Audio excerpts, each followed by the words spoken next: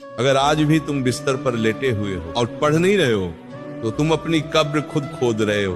तुम्हें लगता है कि तुम्हारे पास बहुत समय है। गलत। समय रेत की तरह नहीं, हिजाब की तरह है जो हर सेकंड तुम्हारी जवानी और तुम्हारे माँ बाप की उम्मीदों को जला जला कर राख कर रहा है। उन आंसुओं का हिसाब कौन देगा? तुम कहते हो कल पढ़ेंगे। शर्म आनी चाहिए तुम्हें। जिस पिता की शर्ट का कॉलर फटा हुआ है ताकि तुम्हारी ट्यूशन की फीस भरी जा सके, उनके पसीने की हर बूंद एक दिन तुमसे हिसाब मांगेगी।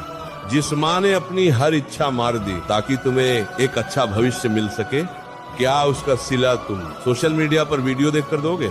तुम्हारी सफलता सिर्फ तुम्हारा सपना नहीं है, ये उनका कर्ज है जो तुम्हें चुकाना ही होगा। दुनिया तुम्हें कुचलने के लिए तैयार है। बाहर निकल कर देखो, भीड़ पागल कुत्तों की तरह दौड़ रही है। अगर तुम आज 5 मिनट और सो गए तो याद रखना कोई और उसी वक्त 5 घंटे की पढ़ाई पूरी कर चुका होगा, और जब तुम मैदान में उतरोगे तो वह तुम्हें ऐसे कुचलेगा कि तुम्हारा नाम तक किसी को याद नहीं रहेगा।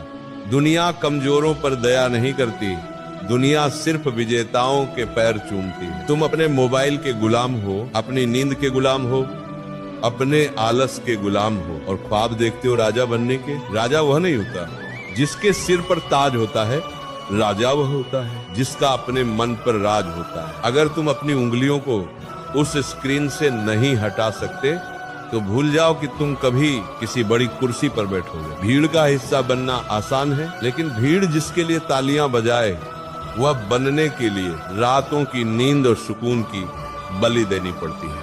आखिरी मौका। 14 से 25 साल की उम्र कोई पिकनिक नहीं है, ये कुरुक्षेत्र है। यहाँ या तो तुम लड़ोगे और जीतोगे, या फिर सड़ोगे और गुमनामी की मौत मरोगे। चुनाव तुम्हारा है। क्या तुम चाहते हो कि 10 साल बाद जब तुम आईने में देखो तो तुम्हें एक हारा हुआ इंसान दिखे, या तुम वह इंसान बनना चाहते हो जिसे देखकर तुम्हारे दुश्मनों की भी आंखें झुक जाएं?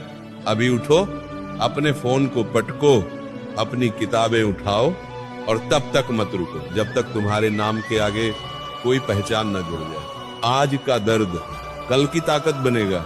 अगर आज नहीं जले तो कल राख हो जाओगे। लोग कहते हैं कि तुम हार गए हो, लोग कहते हैं कि तुमसे नहीं होगा।